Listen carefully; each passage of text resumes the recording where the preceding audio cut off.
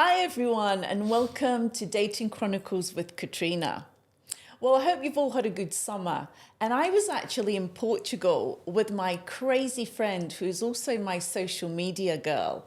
And she thought she'd be quite funny and take my phone from me and take my Bumble account down to the age group of 25. So then I started getting a lot of hits on these younger men. And it got me thinking, well, what's the thing with older women and younger men? So this is the theme of today's podcast. And I'm going to dive deep with two amazing women that have not only dated younger men, but been married to them. So without further ado, let's begin. I would like to introduce both Elaine and Helen, and we're going to let them introduce themselves. Elaine. Eileen. Eileen. Sorry, Eileen. Hi, my name is Eileen Lee Connor, and I've been in Dubai about 17 years. And the younger husband that you were referring to was mine. We met in 2009 in Dubai.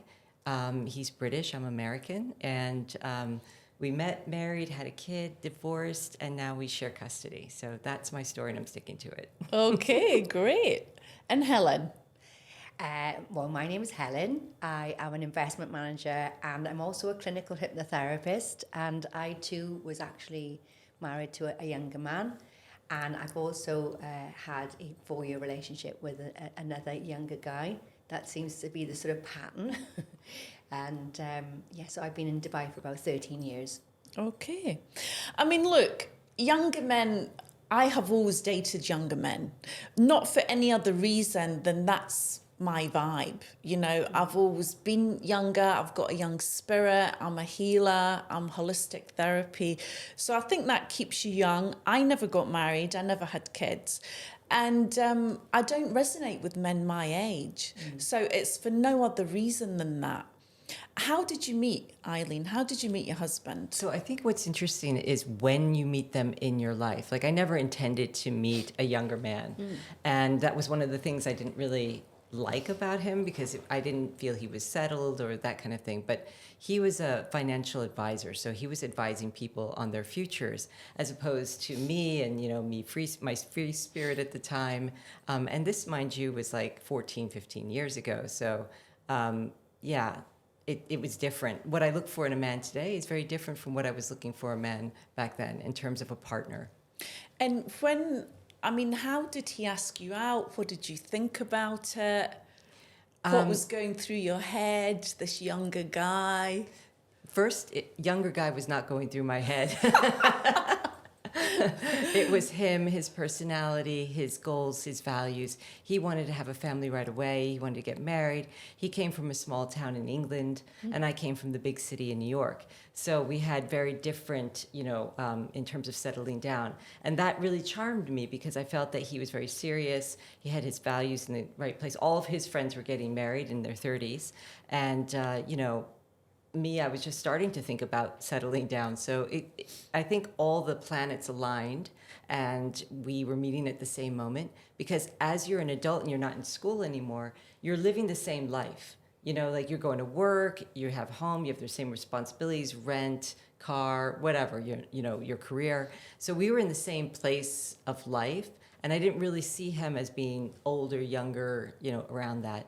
I know from the outside, it was a big problem for some of our family members, for example. Yeah, because you are half Korean, I believe. Yeah, but it was more from his side. Oh, really? Yeah. So how much do you think the cultural differences played? I think that in the end, it was more about stage of life, because when you have a child, it brings out a lot of things that you didn't even know were there. And it changes you as a person. And then what you need from your partner completely changes. So you essentially have a different relationship, especially if you're not going on dates and you're not, dating each other and getting to know each other at that stage of your life. You're just sort of expecting roles and practical things to take place. So, okay, great. Yeah. And Helen, how did you meet your husband? Well, it was a bit of a chance meeting with my ex-husband. He was known to me for a long time, actually. It was part of a sort of friends group. and again, sort of stars aligned. But I will say that at the time he was actually a bodybuilder as well, so That amateur, helped. very much, which was exciting. It was a great time. I was reasonably fit then as well, I think to say, but we just seemed to actually click. And he was very supportive, I would say, even, as a young guy. Yeah. I was very, oh no, I don't really want to. Same. Yeah, didn't really want to. How much younger was he than you? He's 8 years younger than me. Okay. And it's a bit of a gap, especially when men seem to mature a bit later on in life. Right. Well, I was with somebody for 3 years that was 8 years younger than me. Right. I think 8 to 10 years is doable. I think when you get past that, Yes. Then it's generational. it's generational. I think the older you are, the less it matters, and the younger you are, the more it matters. Yes. That on an age that gap. makes sense. Yeah. And like you, Katrina, we're both sort of the same wavelength. We're very free-spirited and open-minded, and we both actually had the same conversation, which was because we didn't have children. I feel like I'm Madonna. Every 5 years or 10 years, I've got to reinvent myself. That means my friends groups, they've all had children. It's been really great because they're so generous with family time. But then they're sort of really stuck in between the ages of baby and 5 years old.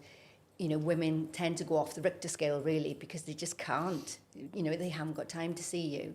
So you tend to get a new group of friends, and that in turn, then you're hanging out with somebody who's like 10 years younger than you. So everybody then, Sometimes we're forced into it. Sure. Because let's say your friendships are different. Now you want to go out and you want to meet people because you're in a different space. Being a single woman, right? Yeah. Who do you know that's... Yeah, That's this right. is the big problem. Yeah. I mean, I have friends that I go out with that are 10 years younger than me, and that's great because I still like to go out. It's Right. like, you can't sit I at like home all people. the time, right? Yeah. But yeah, And it does become a bit of a problem sure. as you get older and you're still single. Uh-huh. And the other thing I don't like, which I've always been faced with my whole life, is people will ask you, oh, well, are you married? I'll always remember I was in this resort working and there was this guy from Israel sitting on his own. So he came over and joined me and he said to me, so how many children do you have? I said, 802. none. And he honestly, Go the he other was direction. genuinely, he couldn't believe it. He's like, but you're an attractive woman. How do you have no children? Yes. And I'm like, because I didn't want any. Yeah. It's that simple. And he just couldn't believe it.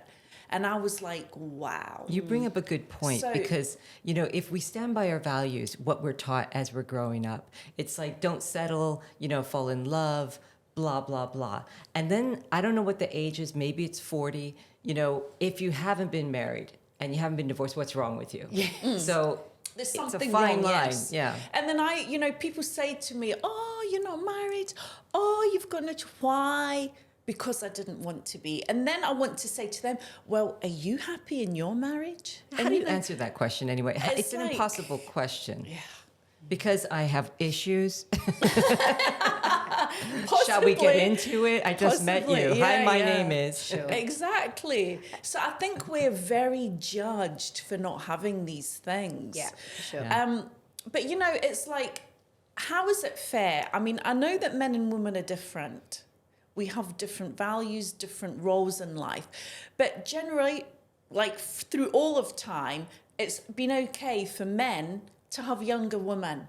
But somehow it's not okay for older women to have younger men. What It's do you power. say about It's the power dynamic. Yeah. Definitely. Yeah. Because women were seen as just being baby donors, basically, and taking care of. If you even a question I like to ask dates, or when I advise my clients Did as you a date mention coach. that you're a date coach? No, I didn't mention that. Hey, come on now, Kept that Eileen, secret. Get up there. Right. So I'm a certified date coach and matchmaker, and it's something I absolutely love because I love talking to people about this and help them answer the one question, which is, why do I keep meeting the same people? We don't have exit interviews with relationships or even flings, right? So you never really see you see the common fallout, but you don't see the common reason. So if you work with somebody who has an objectivity and has the tools to correct or, tweak it, then that is a question you can hold on to your entire life and get very insecure about, and maybe even stop dating altogether and say, I just can't because I can't be hurt again. Or you can be proactive and do something about it and address it. Sure. And I think actually, as when you become more mature as a woman, you become, much more well-rounded about your own beliefs, values, behaviors. You'd be surprised. Some women get much more insecure Really? because their looks are going, or at least they're changing. Maybe they're not financially. And this is kind of the degrees. Yes. When you were saying that there's men and women are very different, I think that men and women have different degrees of differences and different degrees of similarities. Correct. It's not just the gender. Men tend to be more transactional. But of course, we know that there are women who have had long careers and in senior level positions. They're also transactional. So I have to, case by case, say, so how do you come across? Are you interviewing every day, right? How much of yourself are you giving it? So one of my top tips is to say, okay, ask your questions, but give something of yourself. That's different from an interviewer, because an interviewer just ask the questions and let you sit there and come back to me and prove yourself or explain. Actually, there's many. And I think it's also healthy to disagree. Yeah. A lot of younger women, it's like, yes, yes, yes, and they don't want to rock the boat. But I think it's good to show your personality in that way, because we are strong women. We're not going to sit back and be the yes person. So I think the man has to see that in you, and he either likes it or he doesn't like it. But I think ultimately we have to stay genuine and authentic as to who we really are. But that changes. So when you say that authentic and genuine at 18 is very different at 25 and 45. As in the now moment. You know? There's a really good little excerpt. Be flexible. I've got this little book with me, which I need to read to you, because this is scientific, and it's about the chemical balances, that happens. So, as women we're going from into perimenopause, menopause, and it says, since post-menopausal women are often more logical and stable than younger women, they often communicate with masculine men better than a younger woman. For this reason, older women and younger men often do well together. A younger man's testosterone and an older woman's progesterone allow them to be a good team and to perform well in money-making endeavours. Amazing. Amazing. Yeah. So very interesting. So that's Dr. Pat Allen's Getting to I Do. Highly recommend that. She also has Staying Married and Loving It. And it's very much based on if you're an alpha female, again with PhD, androgynous semantics realignment, which is basically... What does that even mean? What that means... That's a lot of words, yeah, right? Androgynous semantics realignment. She says, I don't care whether you're gay... what did you say? Straight, gay, lesbian. We need an anima and an animus in the relationship. Right, that makes sense. Yeah, making sure that you're not one biased towards more your masculine traits to your feminine traits. Do you want to be cherished or respected? And there's a program that she actually puts a framework around. So allowing you, when you're communicating maybe with an alpha man, that rather than saying I think, you say I feel. So we're putting ourselves back in the feminine energy, which one of the things, actually as an investment manager, only working with men has been an issue to me. Why? That's because... I would say it's a bonus. No, because I am... I would think. You try and match them, maybe? Well, this is it. And again, Pat Allen says, hang your plastic bottles on the nearest lamppost before you go in through the door. Because what I was doing was using my masculine traits in work, bringing them home, and then 100%. You have two males in the house. Yeah. This was the issue for a lot of my life. And when I reflect, we've just sort of had that conversation is, I wouldn't mind somebody taking a load off, and that in a good way. But obviously what that means as well is consequences for me, which is like, am I really saying I want to hand the reins over to somebody? Because I know that push-pull, is always with me. So it's funny how that has an impact on relationships as well. Well, I think that's where dating comes in, dating your partner. Yeah. Because you take off that and say, hey, No, I'm Yes. the woman in this and you're the man in this. This is where I Yes. want to be. Yeah. And define that for each other. Yes. You know, maybe even a first date question would be like, what does masculine and what does feminine mean to you? And that changes. I had this, I did a post about it just the other day, actually, because people get confused with male, female, Yeah. and masculine and feminine Right. energies. Yes, Right. yes. You know, the man is the protector, the provider, he keeps you safe. The woman is the feminine, the nurturer, the loving support. But then the masculine energy and the feminine energy is within all of us, male and female. Yeah. The masculine energy is what gets you up in the morning and gets you going. It's the doing energy. Yes. And the feminine energy is the all-being energy, the all-receiving energy. You sit, you do nothing, you allow in. Yes. Receiving. Right. You know? Yeah. But so what if I asked you, age is but a number? How true is that for you? Age is but a number. I think it's how you think of yourself. You know, if you're super self-conscious and being like, oh my goodness, my 30th birthday's and now and this is where I'm supposed to be in my life. This is where I always thought I would have kids by the time or a certain amount of money or whatever the pressure you put on yourself, or even you've heard from your culture, your society, your peer group, that is a detriment. Because you put timelines on yourself, which I think are good in terms of having general goals, or if you want to have one thing.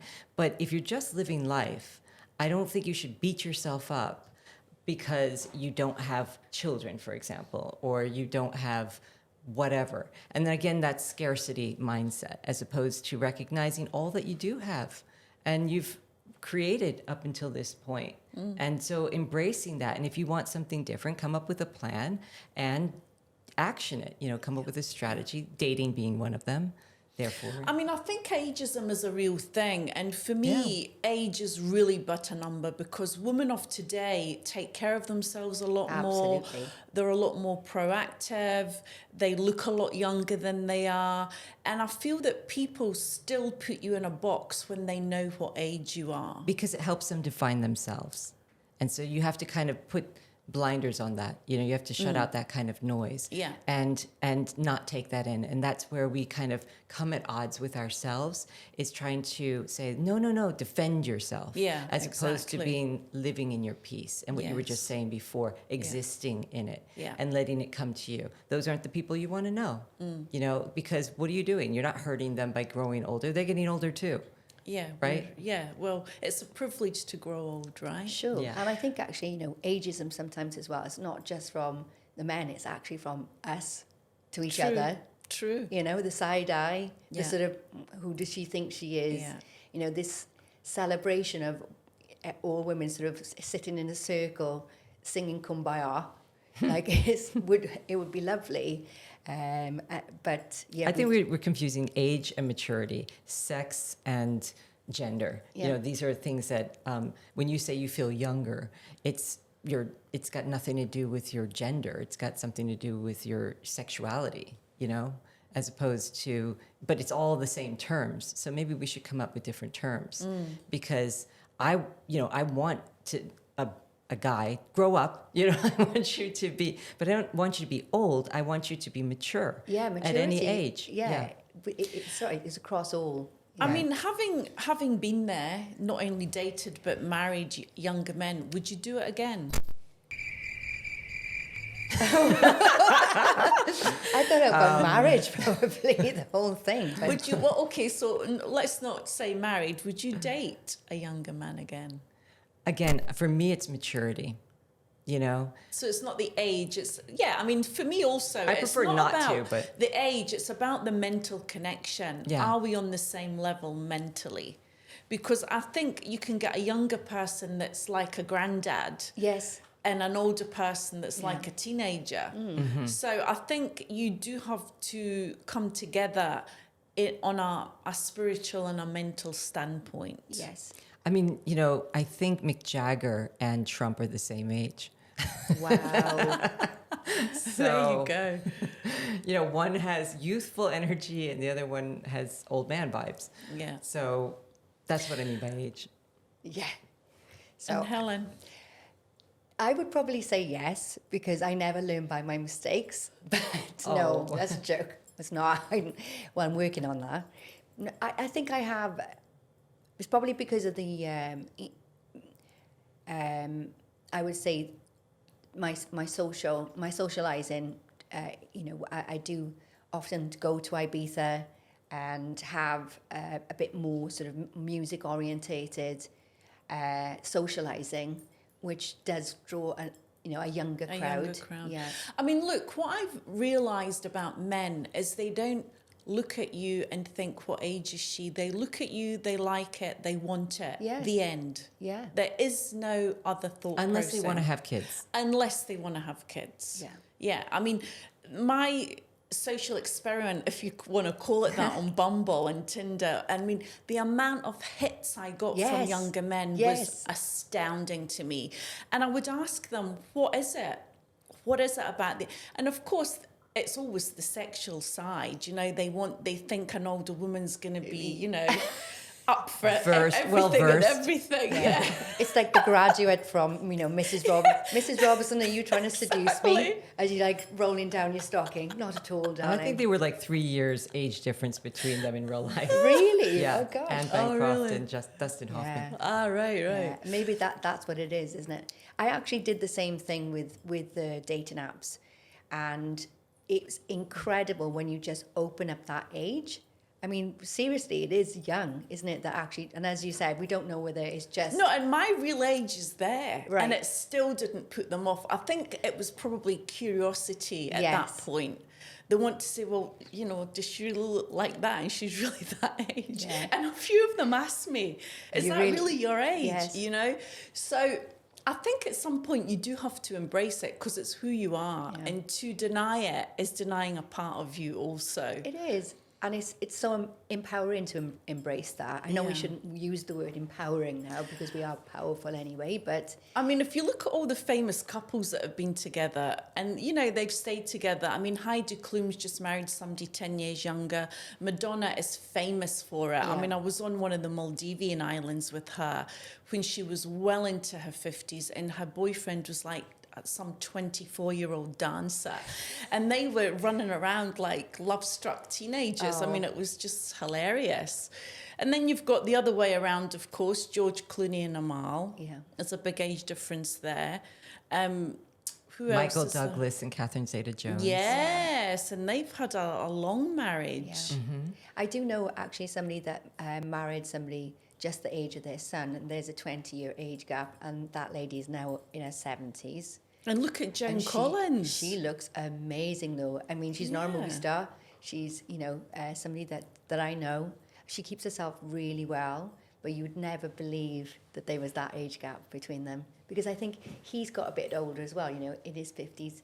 But then again, women in their 70s are much younger, I would say, or they can be, than I follow a men. girl online actually, and she's 69, and she is amazing. She's got the six-pack. She Right. exercises all the time. She's got 5 kids, about 20 grandkids. She's blonde. She wears her makeup, the hair extensions. Her husband's 10 years younger, Yeah. and she is living life Yeah. to How the much max. of that do you think is money, due to money, as opposed to, if you didn't have that kind of money? A lot of women marry and their husbands look after them, and then they get older and they get discarded.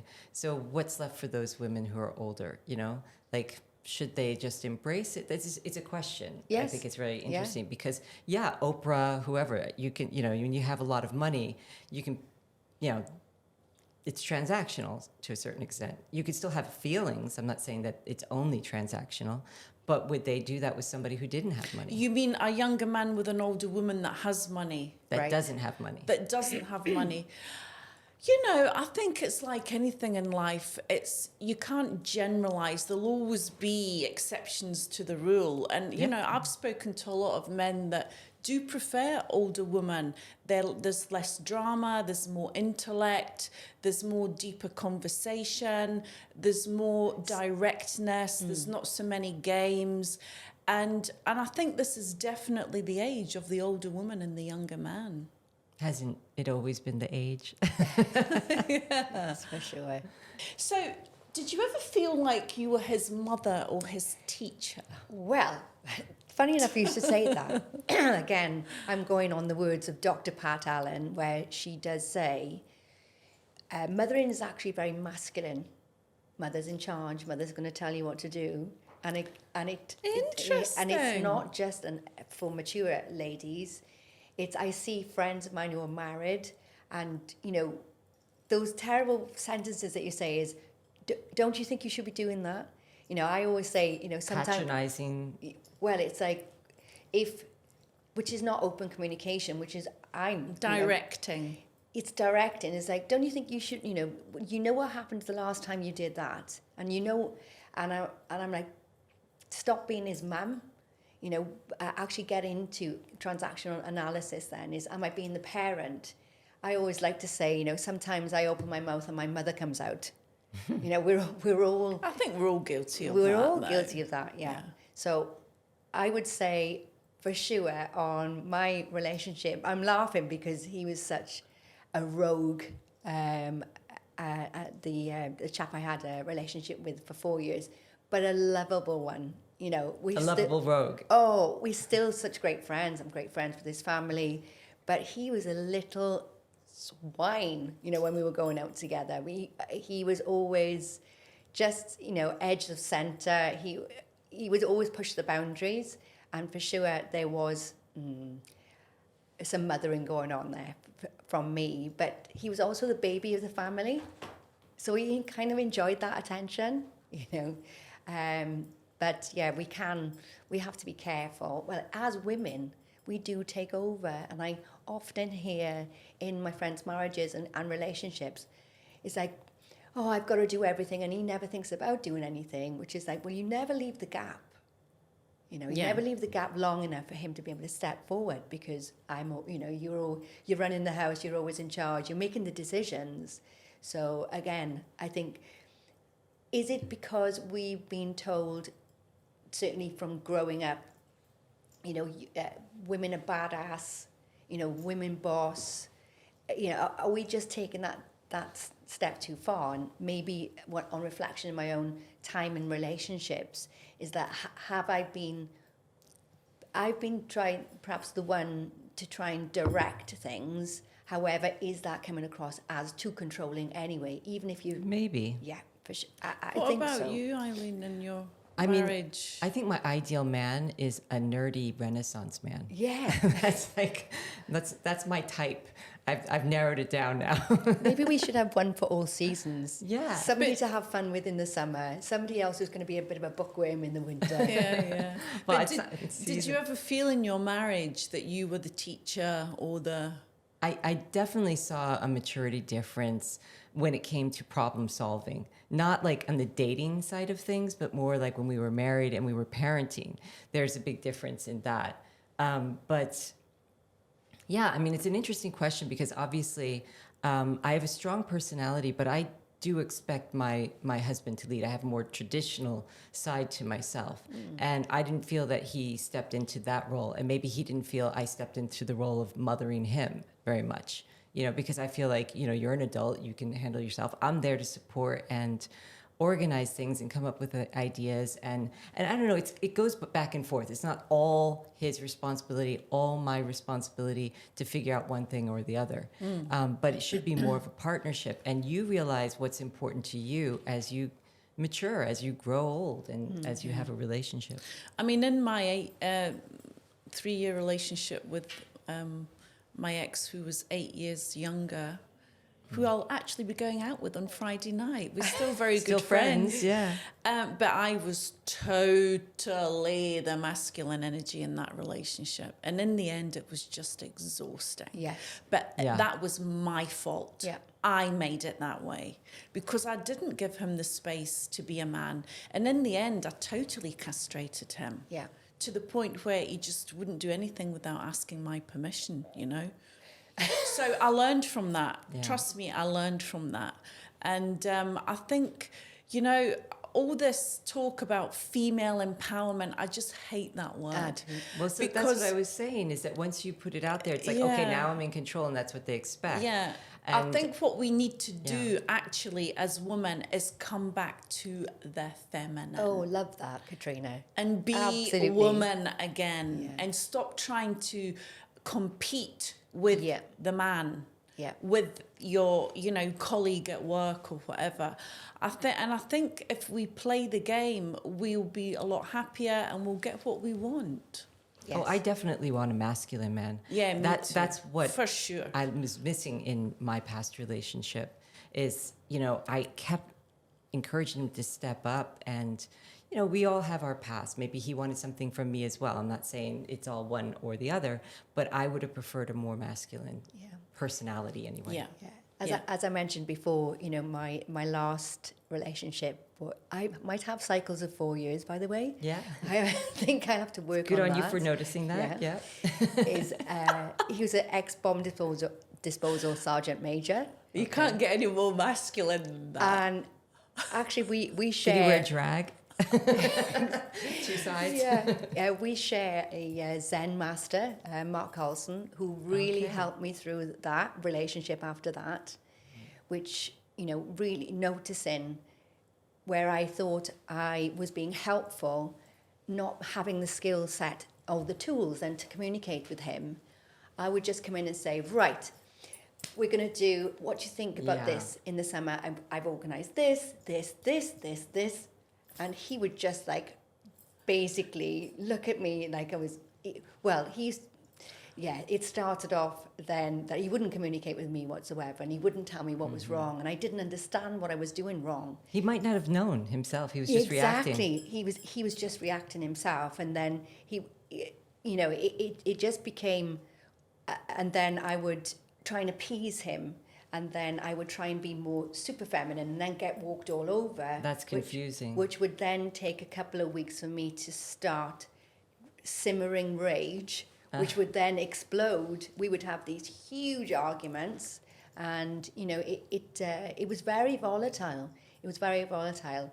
And again, Mark Carlson says, the higher self brought that into you to knock that man out of you, Helen.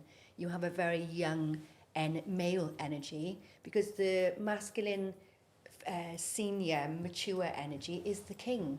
The king's is quiet. He's quiet until the end. He speaks slow and measured, whereas I have this young energy jumping out and trying to fight everybody. But here's the question. I mean, look, we're all powerful women. We're all working for ourselves. We live our own lives. We don't actually need a man for financial support, right? Although obviously it's always nice. How do you then, from the masculine is what we need to get us up in the morning and to get us going and to make us be the success that we are. How do you then step back into the feminine? This is what I have problems with. And I'm aware of it, but it's like when you're with a man, how do you find it difficult? Do you do it? How do you navigate that? I'm a lot more observant of my own, again, my language patterns to somebody, with it when I'm in the context of a date, or when I'm talking to men in work now, that I have actually learnt my lessons. And there is a way that you can bring a much more feminine energy in, and it doesn't mean that you're sitting there batting your eyelids. A much more feminine energy is actually a softer way of communicating, and again, receiving rather than trying to jump in, to get that back into a social aspect. There is, I can't remember the name of the lady, she's French, she's a relationship. Esther Perel? No, it's actually I can't remember, she's so funny. She talks about putting the pink panties on. Pink panty, get the pink whatever it is. When you get in through the door, take your work stuff off, put your pink panties on, close the door of that chapter, and step into your feminine. I mean, feminine practices like meditation, even yoga flow, or, bringing in more creative, whether that's art or reading, something that will get dance. Get you out. Love that. Shut it off, basically. Shut it down. Right. It doesn't, because it doesn't serve us, right? Eileen, I am a big believer that people bring out different qualities in one another. When I'm talking to a woman, there are many different personalities with that. When I'm talking to a guy, many different personalities. And the trick is to understand yourself. That's where you talk about power, but it's more of an understanding of yourself to say which one brings out the best in me. And then I want to stay with that, or I want to encourage that. I want to build more of that, because men and women can have masculine and feminine traits. It's which one brings out the most in you. So if you're, let's say you're young and you're combative in your relationships, well, why are you with that person?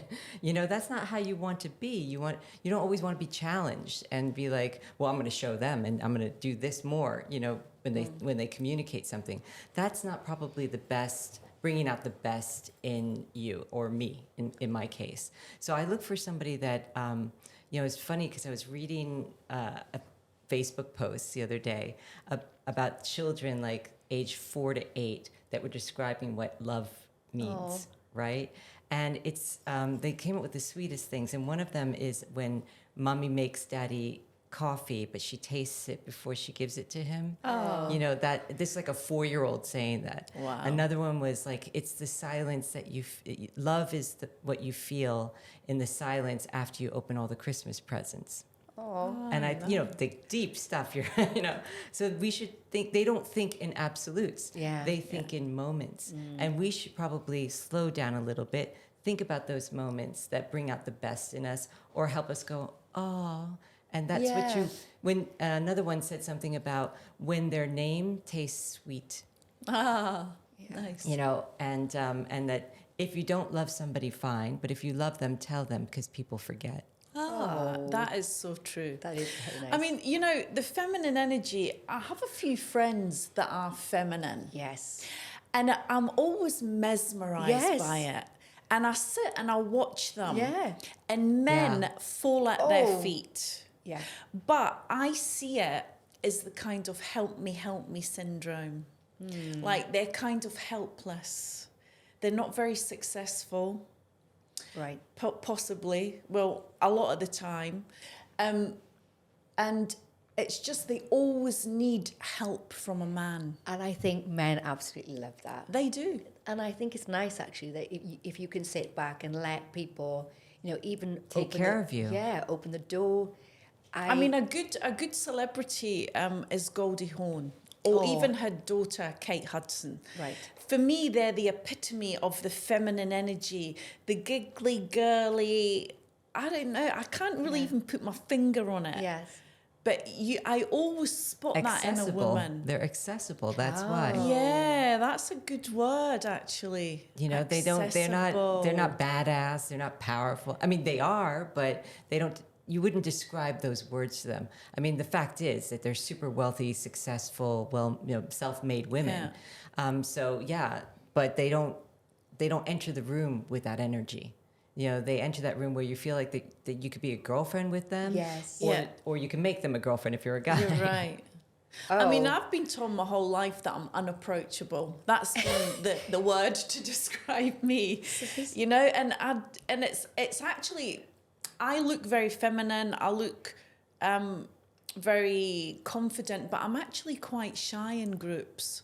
But people never see me in that light, you know. And I always think to myself, how can I change that, you know? Because it's intrinsically really who I am. You've shown that. Well, I know you do own that, but you are. The thing is, you're very striking. Right? Yeah, but it's not just about looks. It's energy, Helen. This is energy. what I've learned. It's not about the way you look. It's the energy that people perceive. Although they don't actually understand that on a conscious level, it's a subconscious thing.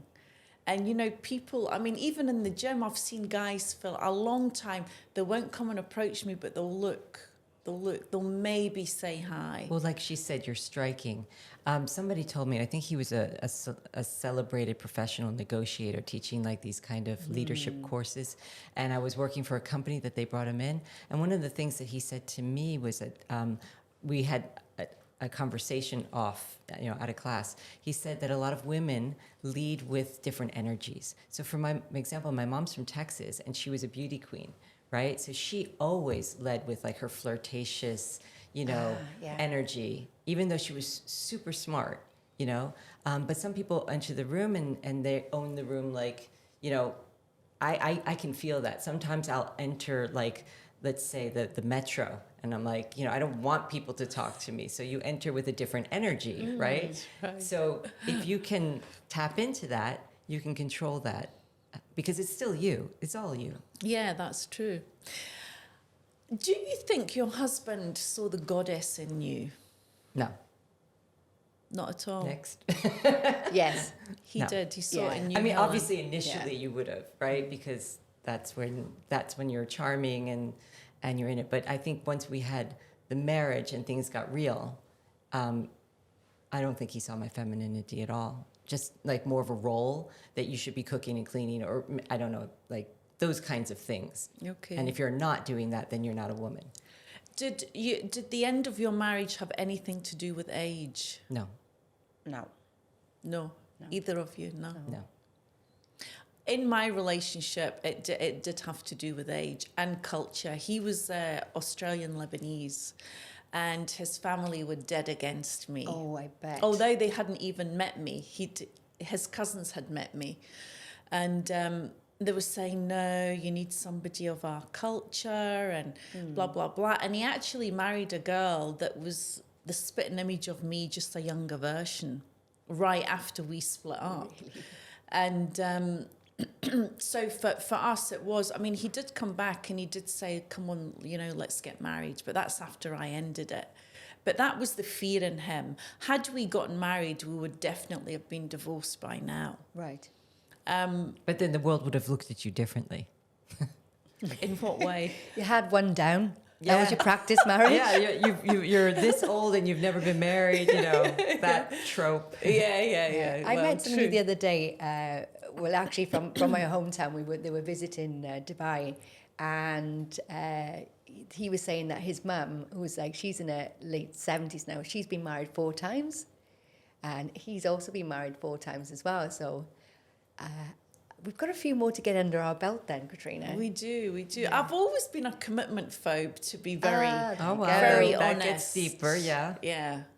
I've always, for me, freedom, I mean, I'm an Aquarian. I'm very much the Aquarian. I'm an Aquarian as well. Me too. Really? We're both Aquarius. So, really? You're all Yes. Aquarian? Oh, my goodness. So for me, if you use one word to describe me, it would definitely be freedom. Yeah. I could never be with a man that would tell me what to do or expects, I just couldn't. I have to be me.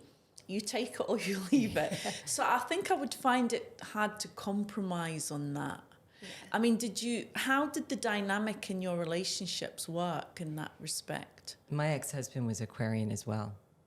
Oh, I find Aquarian And so was mine. men... Really? Yeah. Bunch of Aquarians in the house. I find Aquarian men very hard to understand. Yeah. They're deeper than the woman, Yeah. I think. They're much more possessive, actually. Really? Yeah. Yeah.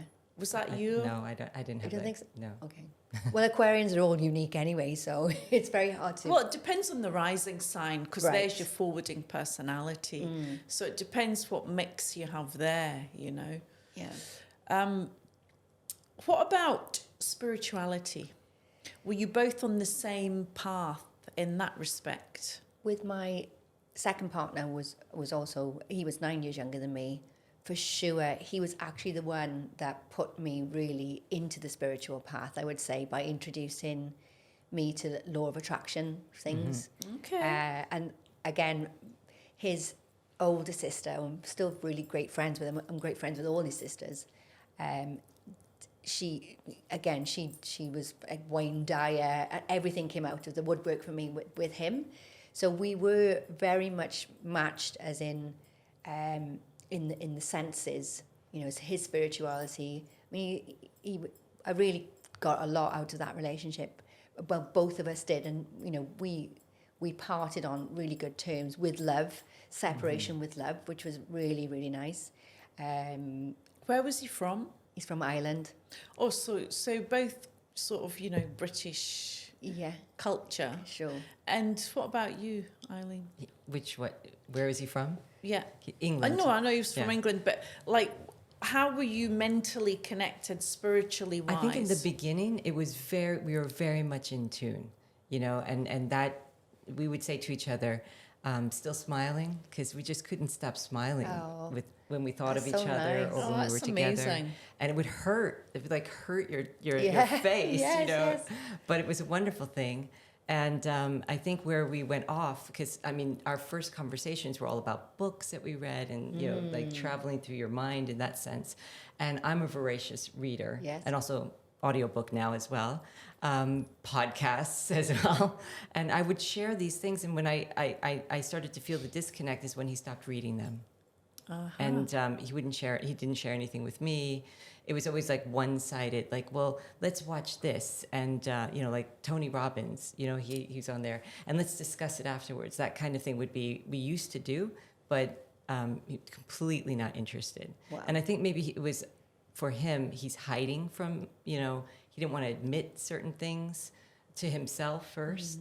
So he didn't want to explore it anymore. And then I would call him out on it because of me being me, and I'm so close to him. And so that's where we started really drifting, and I felt extremely alone, spiritually. I mean, what would you say was the most special quality in your relationship, and what was the biggest lesson you got from it? I'll ask both of you that question. Well, that's a Say it tough- again. Yeah, can you repeat the What question? what was the most special quality you got out of the relationship, and what was the biggest lesson? I would say What was the thing you loved the most? I about loved the it? most the enthusiasm and a lot less baggage. So, you know, rather, and maybe the generation, because if you go a generation over me, then, you know, they are brought up by parents in the 50s. Whereas if you go back younger, then they're you know, they, I mean, the men themselves were actually born in the 80s, maybe 90s, which is So much more enlightened. much more open. You know, you could talk about everything. They wouldn't say, if I'd said, you know, to my previous boyfriends when I was like in my 20s, for instance, you know, if you heard Tony Robbins, like, I'm not reading that, you know, they would just shut that down. I think it's the spirit of the younger male, the enthusiasm. It's and, interesting. Yeah. Like they, you know, younger men or younger generations, maybe not younger than me, it's just younger generations. They don't have any problem doing the dishes and these kind of silly things, changing the diapers. That's not, it's just something we do. Yeah. So I guess that would be for my husband. He was hands on, you know, like there was nothing he wouldn't do in terms of that. He loved to cook and express himself that way. He had no problem from the very beginning jumping in hands-on with our child. And so I guess my experience is a little bit different because we had a child together. So obviously that's the best part, and the parenting and the co-parenting and that. And then what was your second question? Lesson. What was the lesson? Biggest lesson you got out of your marriage? I can't say that my lesson would be the same as other people. It's not cookie cutter. My lesson, obviously, having gone through all of that, I can see how I could have communicated more. Like I had maybe more old school where I'm expecting him to do something. Even though I felt I was communicating very clearly what I wanted and he needed, I was very shy about maybe communicating what I needed physically or what I needed in other ways. You know what I mean? Like very shy in that part. Yeah, I think communication for me a lot more about, you know, possibly where I was leading. You know, I probably wouldn't lead so much these days because, you know, when the marriage ended, it was tough because the marriage ended, and you know, I really felt like the weight was all on my shoulders again because I'd built the whole thing. You know, it was mine to then hang on, you know, keep supporting because there was property and there was, you know, ongoing things. But yeah. What advice would you give to an older woman that wanted to date a younger man or marry a younger man? There are so many factors. It's not just the age. I mean, that would be, to me, I would ask questions about their dynamic. I would ask questions about what kind of family they wanted to have. I would spread it out besides it being just age. I disagree with people dating for age and breaking up for just age. Absolutely, yes. I would agree with that totally. Well, again, open communication is, if you do have a younger man or even any man, that you make a contract for time, space, money, and play, which I think is a fantastic tool. Amazing. Yeah, no, From I the agree beginning. with that. So it's like time with me, time apart, I time, we time, your time, which I think is so amazing, because then you have something that you can refer back to, and you have a baseline to go with, because then it's that communication. But for sure, if I was saying to any mature lady about a man, just enjoy him. Like, and whatever feelings that you've got, if I shouldn't be doing this, just cast those aside, and you can have a nice relationship. I think it's maybe Yeah. a bit of a stigma. It's in the back of your mind. Yeah. I shouldn't be doing this. What are people going to say? Do we look okay together? These kind of things. I think older woman with a younger man would think about, is my body okay? Because at the end of the day, he can get someone 10 years younger than him, which is maybe He did. 20 years younger. He did. Yeah, actually, that's the thing, right? One of my good friends, actually, her husband left her for a woman 10 years younger, and I think that must cut deep. Yeah. I mean, I don't think that can be easy to deal with. I don't know if it's just younger in that trope. It's just, being replaced. And when you have a child in between, that kind of without communication, because we don't speak. So, Oh, really? Is yeah. he still with her? Yeah. I mean, but she wasn't the reason. So I don't Right. I don't blame her or anything like that. Okay. But she's in the parenting team by default. Sure. So, and not having that communication was upsetting, especially. Oh, right. Makes it for sure. difficult. Well, I mean, my takeaway from this experience of me being online with these younger guys is, they want to do the 50-50 thing. And a lot of them, when you talk to them in general, I was brought up in the age where a man is a man. My father would never dream of allowing a woman to pay for anything in his company. Yeah. And nowadays there's a big argument about that. And for me, it's like, if I went out with a guy and he wanted me to pay half, that's the end. Because for me, it's not about anything else other than being treated like a lady. You're the man, you have to behave like a man. But then the other side of the coin is these younger guys are like, well, no, why should I pay for you? Like, what have you done for me? Like, this is just the first meeting. Why should I have to pay? And I'm like, because if you have to impress a woman. You have to be the man. You have to stand up. But there's even women, friends of mine, my age, that say, no, I'll pay for myself. It's like, but why? I think, for me personally, I want your opinion, this is a big no-no. I think it's an individual question, what you feel comfortable with and what you can bring to the table as well. I'm a half Korean and half American. So yeah, I have that traditional, like, I've dated guys that were, made much less money than me, but they would never, I felt taken care of. That's the word. You feel taken care of. Yeah. And that's the difference. It's how, maybe they weren't taking me to Zuma or, champagne every night. Some guys can afford that. I think you bring to the table whatever you can, and that you feel that generosity.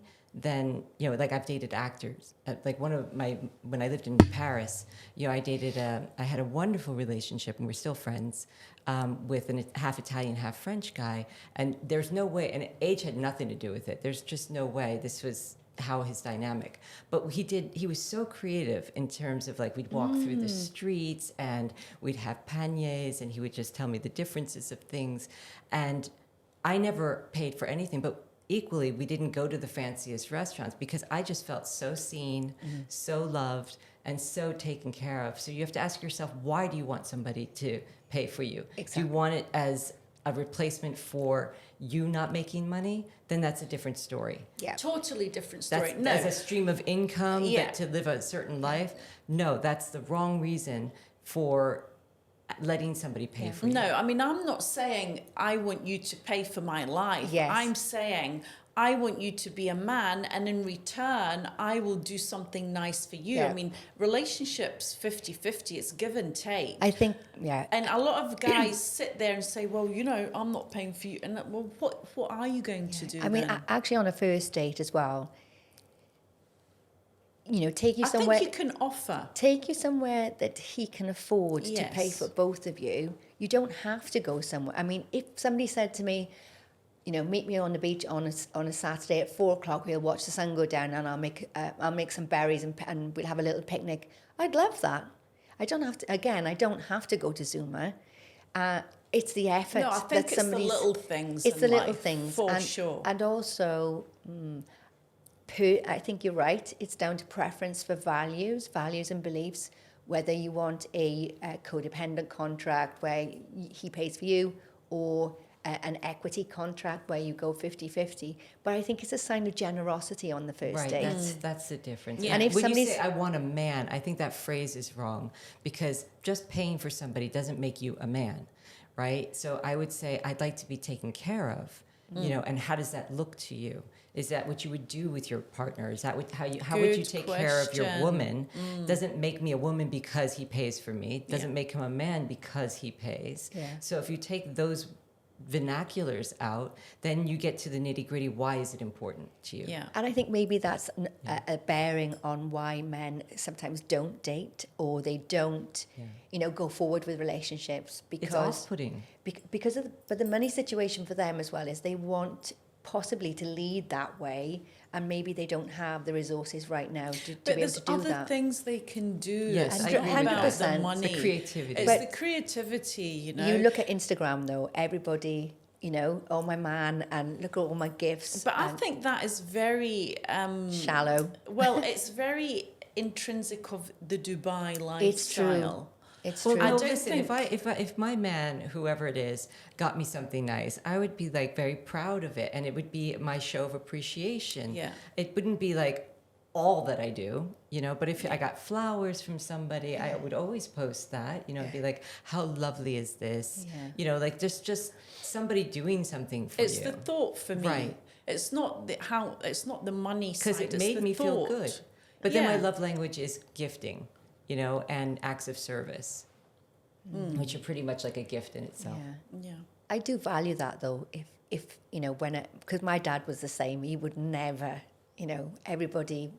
And Dad's paying. that is my perception of a man. Yeah. The Of masculine masculine, yeah. energy. Yeah, masculine energy. The yeah. masculine energy. I find it very strange though when, this is just a personal, I find it very strange when somebody refuses to say, no, I'm going to pay for myself. It's actually robbing a man of being able to be a gentleman for you I in that agree. way. Because you're not receiving. Yeah. Yeah, and I think that is the woman stepping into the masculine also. I have friends that say, no, I'll pay my own. I'll never let a man pay for... Well, Yeah. Equally, if I don't like the guy, I won't let him pay for me. Well, sure. Because if it's I'm like, Brad I Pitt- don't need anything, I don't want any. Yeah. Yeah. Final thoughts.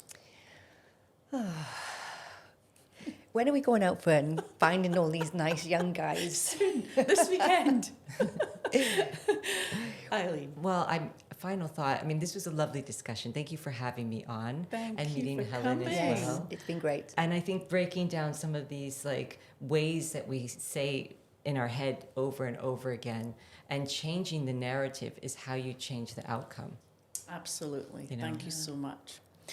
Well, I hope you enjoyed Dating Chronicles. This is the second podcast I've done. I want your comments. I want you to tell me what you thought of it, what you would like to see next. And it's food for thought. Does age really come into it, or is it about connection?